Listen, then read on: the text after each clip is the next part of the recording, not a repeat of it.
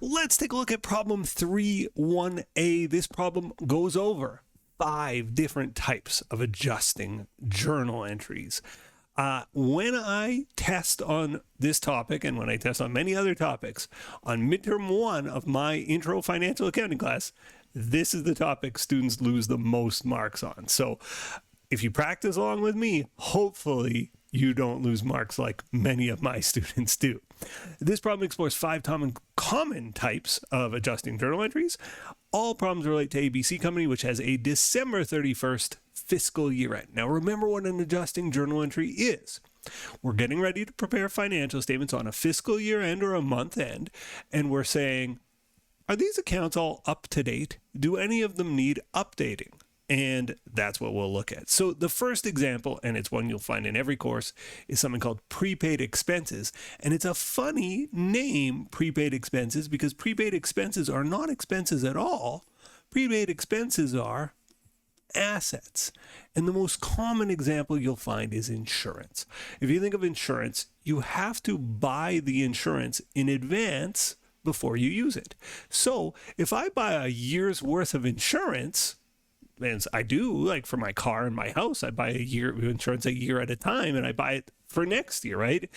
You buy it a year ahead of time. Well, this actually has the characteristics of an asset. It's something you own and control that's going to give you a benefit in the future. That is an asset. So dealing with this can be a little bit tricky. Let's read the problem and see how we do. ABC Company purchases a 1-year insurance policy on June 1st, 2029 for $1,800 cash. The required says record the entry for the purchase of the insurance and for the year-end adjustment. Okay, so just setting up here my DRCR headings. CR was pretty ugly. Let's try it again. DR was ugly too. Let's try that again too. Oh, much better. Okay, so we got to record a journal entry for the purchase of the insurance on June 1st. This is a transaction. This is not an adjusting journal entry. We just bought some stuff, essentially. So did cash change hands? Yes. Is our cash going up or down? It's going down, so we credit cash. Now, if my saying that was like, you have no idea why I'm crediting cash, you should be reviewing chapter 2. All right, that should have just been second nature to you. So go back to watch my chapter 2 videos, my journal entry bootcamp videos, if you're feeling shaky on this entry. The debit here is, well, we bought an insurance policy. And the knee-jerk reaction, if you didn't know better, would be to say, well, that's insurance is a cost. This is debit insurance expense. But we've just said, actually, insurance is special because we buy it before we get to use it. It actually has the characteristics of an asset. And the name of our insurance asset in accounting is prepaid insurance. And the date, or not the date, the amount is $1,800. The date is June 1st, 2029. Okay, we've done a beautiful job, and this wasn't asked for, but just to keep track of things, just to help me in this conversation about prepaid insurance, I would say, okay, we've got this prepaid insurance asset worth $1,800, right? That's the T account for insurance. I have an $1,800 insurance policy. Great. Months go by, and now I'm getting ready to prepare financial statements on December 31st, 2029. And so it says record the journal entry for the purchase of insurance. We did that. Now it says record the year-end adjustment. What we have to say to ourselves is our insurance policy still worth $1,800? And the answer is, of course not, right? If you bought a 1-year insurance policy in June, it was worth $1,800 in June, a lot of that insurance has expired. So the question we need to answer is, how much, put a dollar figure on it, how much insurance has now expired? Here's the math. You say, okay, it's an $1,800 insurance policy for a year. And how many months have gone by since June? So count June, because it's June 1st. So June, July, August, September, October, November, December. 7 months of our insurance policy has expired. So you go 1,800, and now we say 7 7/12, because it's a 12-month insurance policy, it's a 1-year insurance policy, 7/12 of that insurance policy has now expired. 1,800 times 7/12 is, oh, my calculator is doing crazy things right now. There we go. 1,800 times 7 divided by 12, 1,050. All right, so we would say $1,050 worth of insurance has expired. So the journal entry: debit insurance expense to record the fact that the insurance has expired, right? We've used up $1,050 worth of insurance. That's what we're saying here. And the credit is to prepaid insurance. We're saying we have less insurance. Like our insurance asset has fallen as time's gone on and we've had that insurance coverage. So we credit prepaid insurance. Okay, so that is an insurance adjustment. We buy some insurance, it's an asset, and then at year end, we have to say how much of this insurance has expired. And what makes it an adjustment is the insurance broker is not calling us saying, hey, just so you know, 7 months of insurance has expired. You have only 5 months remaining. The accountant has to say, wait a second, I'm showing an $1,800 insurance asset. I need to make an adjustment. So this one's a transaction, right? You get a receipt, you go to the insurance company, there's a financial event there. This one, there's not really a financial event other than I'm preparing financial statements. I'm going, does anything fallen out of date? And the answer would be, yeah, I don't have $1,800 worth of insurance. By the way, how much insurance do we have left? Well, if we go, we bought $1,800 of insurance. We've used up $1,050. We have $750 of insurance left. And that's how this T account would work, right? $1,800 of insurance. We credit it for $1,050. That's what we did in this entry. We have $750 left. And that should make sense, right? $1,800 and we have 5/12 of our insurance left. We use 7/12, so times 5/12. That's $750 worth of insurance left. So that's the number that's going to appear on the balance sheet. We're going to tell shareholders we have $750 of insurance because that's exactly what we have. Okay, so that is our first adjusting journal entry. Let's keep going. Depreciation is a type of prepaid. It's an asset you buy and you use up over time. Just like with our insurance, we bought some insurance, we used it up over time. Depreciation is a special type of prepaid. So, ABC Company purchases a vehicle on August 31st, 2029 for $36,000 cash. The vehicle is expected to have a useful life of 10 years, after which time it will have no residual value. So that means there's no value left over. We're not going to sell it off. The company wants to use straight line depreciation. That's good. That's the only type we're going to learn in Module 3. It says, do the journal entry for the purchase of the vehicle and for the year-end adjustment. Okay, so let's buy a vehicle for $36,000 cash on August 31st, 2029. Did I date my other entry? I did. Okay. So we're going to debit vehicle because we bought a vehicle. That's an asset. It is increasing. Debit an asset to make it go up. $36,000. And what did we buy it for? If we bought it on account, we would credit accounts payable. If we bought it with a car loan, we would credit car loan payable. We bought it for cash. So our cash asset is falling. We credit cash. $36,000. Now, the year goes by. It's December 31st. We have to say to ourselves, is this vehicle still worth $36,000? Because that's what we're faced with, right? Looking at the T account for the vehicle, it would be showing $36,000. We got to say, no, our vehicle will have been used. It will have lost some value. We need to adjust down the value of the vehicle. The question then is, by how much? And this is where a little math puzzle plays out. We have a $36,000 car. It's going to be useful for 10 years, so that means $3,600 per year is what we estimate our vehicle loses in value. Now, this is an estimate of an accountant in an accountant's office, and let's be clear, it's a guess. Is the car going to last 10 years, or is it going to last 8 years, or 12? And is, losing at a rate of $3,600 a year every year reasonable? for many assets it is, but sometimes the accountant's going to be off. But this is the accountant's best guess. The accountant's saying, I think this asset's going to drop in value at a rate of $3,600 a year. That is what is called straight line depreciation. We'll learn other depreciation methods in like chapter 8. Okay, well, from August to December, is it a year? And the answer is no. Now, when we're counting months, we don't count August because this is on August 31st. So we start counting in September, right? Because August 31st, you don't count the month of August as a month that was depreciating. You didn't own it in August. You owned it at the end of August. So start in September. September, October, November, December is 4 months. 4 months. So we need to record 4/12 of a year of depreciation. It was $3,600 a year. 4/12 of that is $1,200. Here's our journal entry.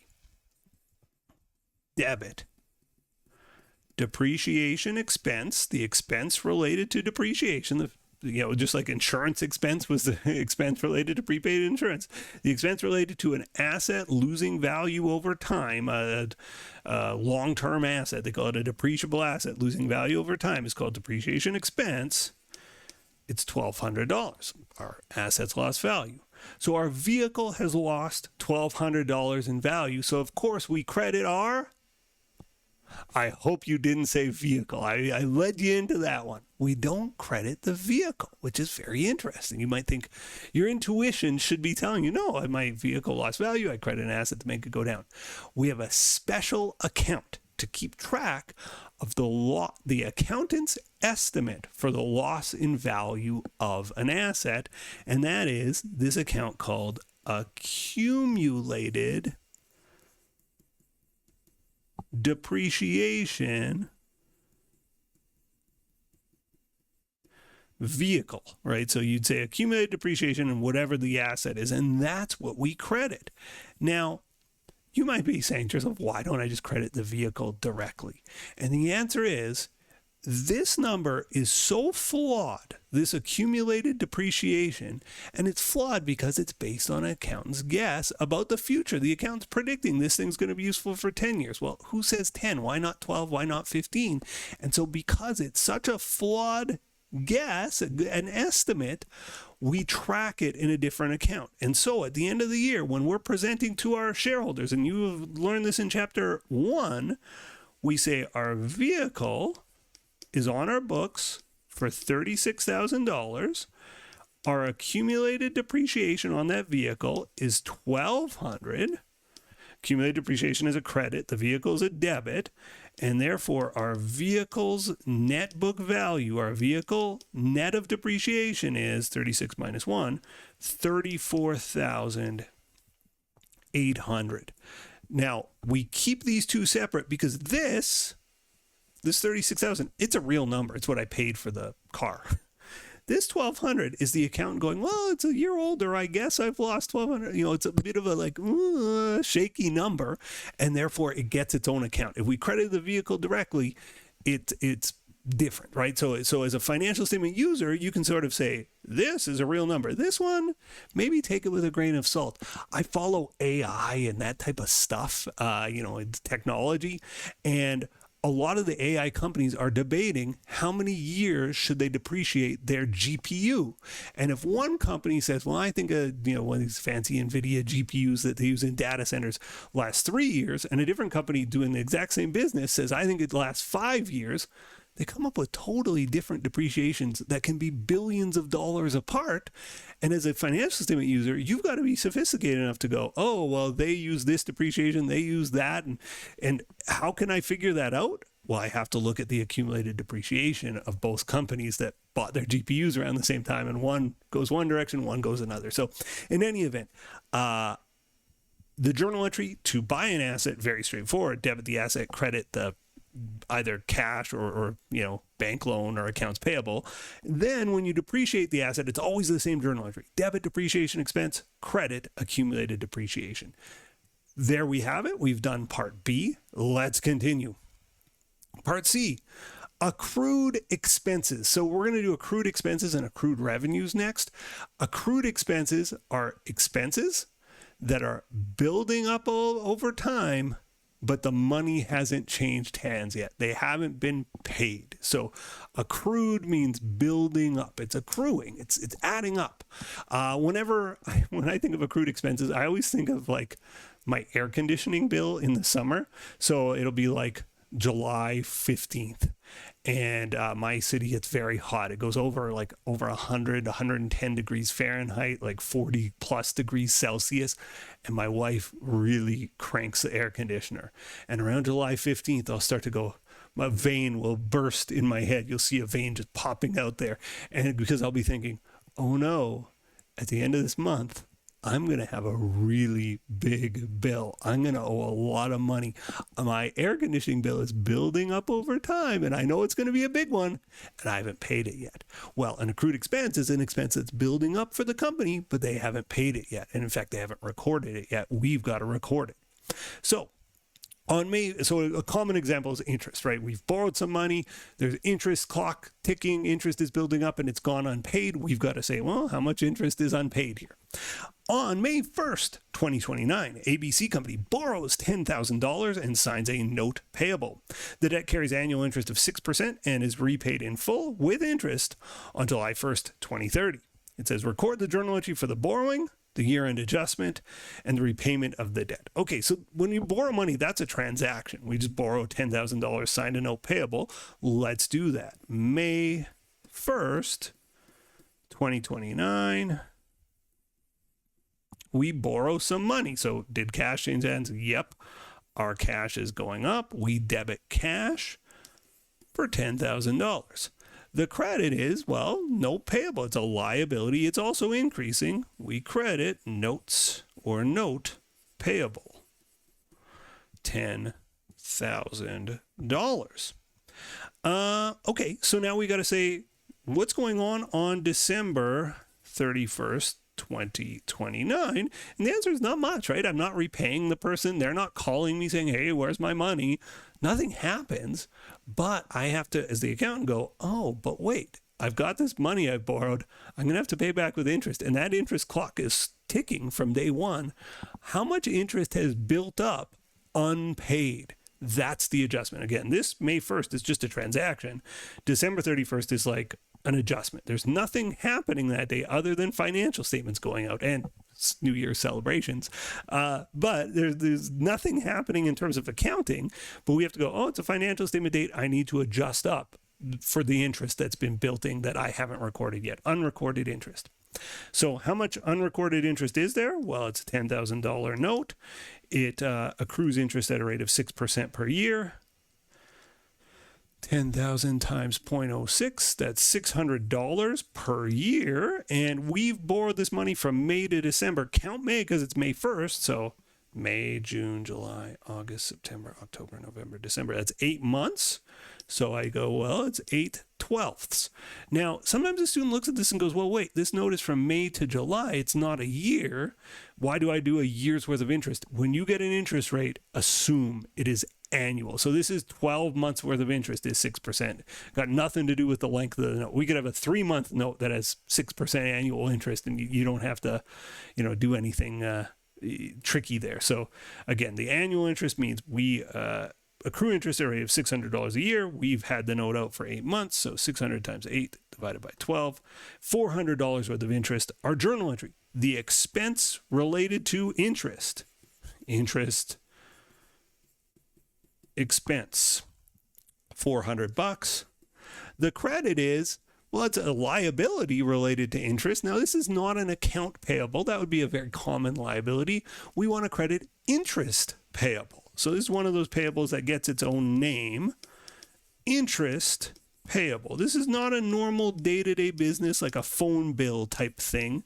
This is something different, and so it's tracked differently.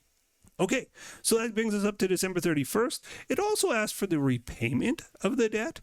So the easiest way to do this, and we will do it the easier way, is to say how much more interest accrues up to July 1st. So we went from May to December. We said that was 8 months, and we set up 8 months worth of interest. How many months from December to July, December 31st to July 1st, 2030. Well, we got January, February, March, April, May, June. Don't count July because the debt's not outstanding for July. So it's 6 more months gets us up to July. So on July 1st, 2030, again, it's a $10,000 note, pays 6% interest, or will be repaying 6% interest. That's $600 per year, and we need 6 more months of interest. We already did the first 8 months. We don't need to redo that. We need to do 6 months worth of interest, so that's $300. So let's accrue that interest, and then we'll pay it all back. You can do this in one step. I won't show you how to do that today, but in future videos I will. But let's just do this the easy way, which is to say, how much new interest is there between December 31st, 2029 and July 1st, 2030? And the answer is $300. Debit interest expense, credit interest payable, $300. And finally, we got to pay them back. And how much do we pay them back? We pay them $10,000 plus $400 of interest for the first 8 months plus $300 for the second 6 months. $700 of interest in total. So on July 1st, 2030, I pay him back the full pull. I pay him back $10,700. 10,000 of it was the note that I borrowed. 700 is the interest that's accrued so far. So credit cash 10,700. Get rid of all the payables. How do I get rid of note payable? It was a credit of 10,000. To get rid of it, I debit notes payable 10,000. I thought I'd give one too many zeros there. And then interest payable, I credited 400 and 300. Overall, I credited interest payable 700. I got to get rid of it. Debit interest payable 700. Okay, and there we have it. We've solved for the accrued interest. Moving on. Part D, accrued revenues. These are revenues that have been built up, but we haven't received payment for them yet. We're doing work, or sometimes you're earning interest if you loan somebody money, but we're doing work, presumably, for which we haven't been paid, right? And it's like, well, how much work have I done? How much do they owe me? That's what we got to figure out here. On December 15, 2029, ABC Company agreed to provide consulting services to a client at a rate of $3,000 per month, with the first payment expected on January 15th, 2030. As of December 31st, the company had done good work and the client was pleased. ABC Company completed the contract on January 15th and received $3,000 payment as agreed. Record the journal entry for the year-end adjustment and for the payment on January 15th. Okay, so December 15th, nothing happens. We agree to start doing work for somebody, but we haven't done any work. So no journal entry on December 15th. They didn't give us any money yet. December 31st, they still haven't given us any money, and we're not annoyed with them because we know we're getting paid in the middle of January, a couple weeks later.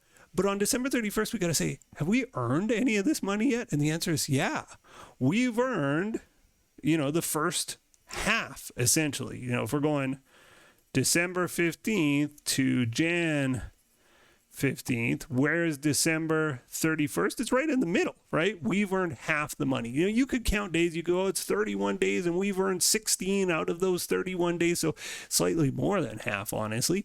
But I think most companies, you would just say, okay, half is a reasonable estimate here. If you wanted to do 16 31sts, you could say, I've earned 16 31st of the money. I think it's reasonable to say, we're at the halfway mark of our contract between December 15th and January 15th. So $3,000 times half, we've earned half the dough.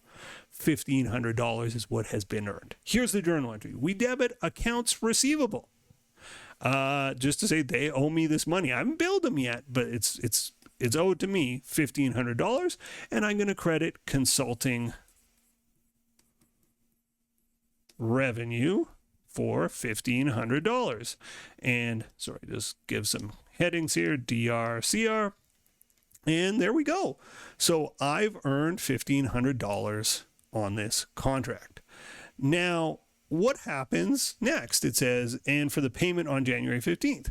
Well, January 15th, again, we can do this a couple of ways. I'm going to do it the slow, steady way. I'm going to say, okay, well, let's record the next half of the contract, because obviously there's another, half a contract here. And I'm going to say debit AR $1,500 because I earned $1,500 more between December 31st and January 15th. Credit consulting rev, $1,500. And then also on January 15th, we get paid. Debit cash. Now, how much do they pay? They pay the full amount. They give us $3,000, and we credit AR for $3,000. I'll show you the sort of shortcut here. You could condense this second entry into one.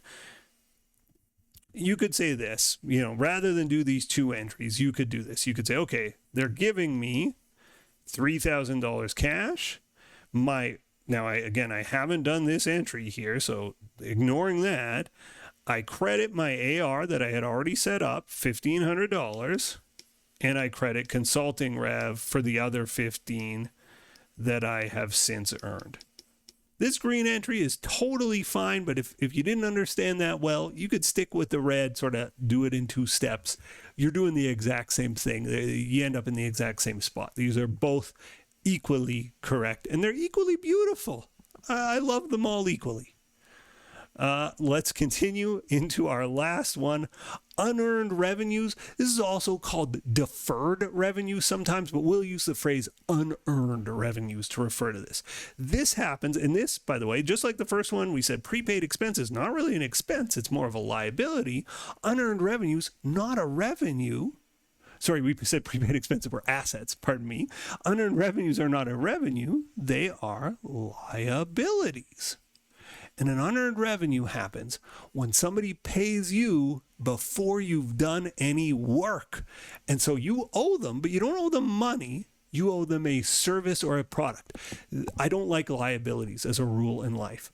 I love unearned revenues. This is my favorite liability because it means my client likes me enough. They think enough of me to give me money before I do anything. That's how much they value my service or product.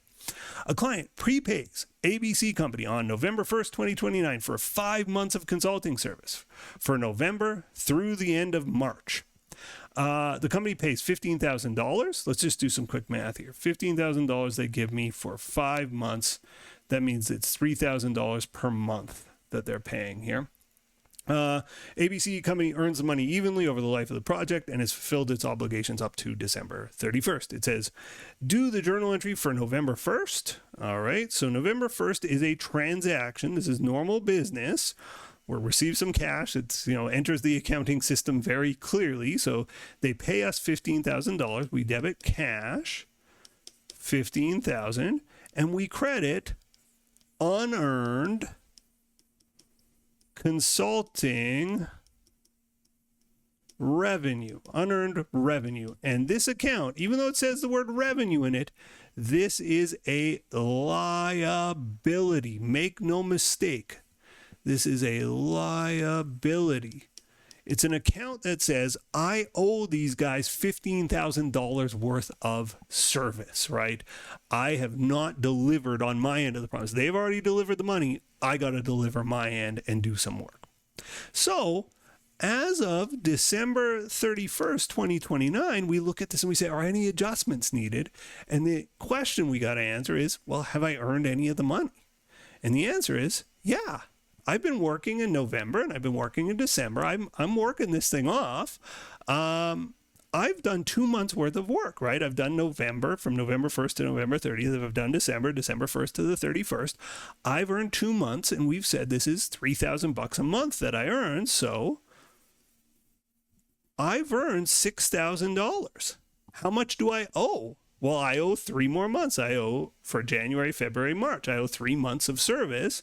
I owe $9,000 still, but I've earned $6,000. So the journal entry for having earned the $6,000 is, this is a weird entry. It looks weird anyway. You debit unearned consulting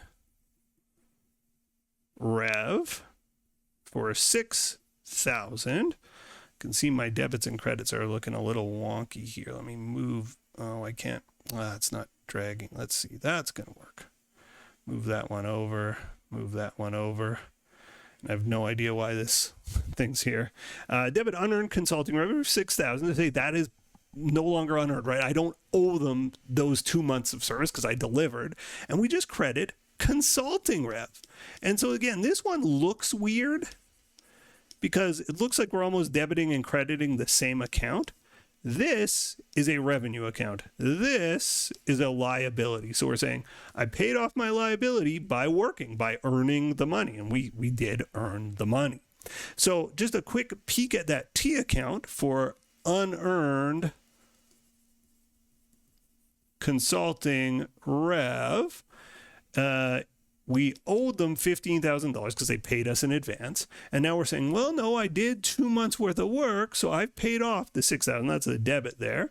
So where are we? Well, we still owe them $9,000, which is 3 more months of service, January, February, March. So as of December 31st, this is exactly where it should be. Okay, we've done our 5 adjusting journal entries. And just to recap, let me hide my calculator here. This table, my students find to be so useful, so I hope it's useful to you too. Let's go over them one more time at a high level. The first type of adjustment we learned was an adjustment for prepaid expenses. And what we said about these is they are not expenses at all. They're assets. Think about an insurance policy you buy. You get to use it over the course of the year. Well, when you first buy it, it is an asset. It's something you own and control that has value. And so when we buy the prepaid insurance, we debit the prepaid assets. Now, there's also, you could prepay rent or prepay a lease. Supplies is a common example of a prepaid expense here. So debit that prepaid asset, credit cash or accounts payable. And then over time, we decide or calculate how much of that asset has been used up, and we adjust it down at year end. So if I've used 6 months of a 12-month insurance policy, I need to adjust half the policy down, right? I need to reduce that asset's value on my financial statement. So I debit the expense and I credit the prepaid. So debit insurance expense, credit prepaid insurance, debit supplies expense, credit supplies, debit rent expense, credit prepaid rent, and so on. The second type of adjustment we learned was for depreciation. And what we said here is it requires a long-term depreciable asset. So at some point, the setup is you buy an asset, debit long-term asset, debit equipment, debit building, that type of thing, and credit cash or however we bought it, credit accounts payable if it was on account, or credit note payable if we had to take out a loan to buy the thing. But you got to buy an asset. Then at year end, you say, well, how much of this asset has been used up, right? You calculate the years and the months and you say, how much of this has been depreciated? The journal entry here is always the same. Debit, depreciation expense, credit, accumulated depreciation. So that is the second one we learned. The third type of adjustment we learned is for accrued expenses. And accrued means built up over time, but the money hasn't changed hands yet. So it's an expense that's been building, but we haven't paid the bill yet.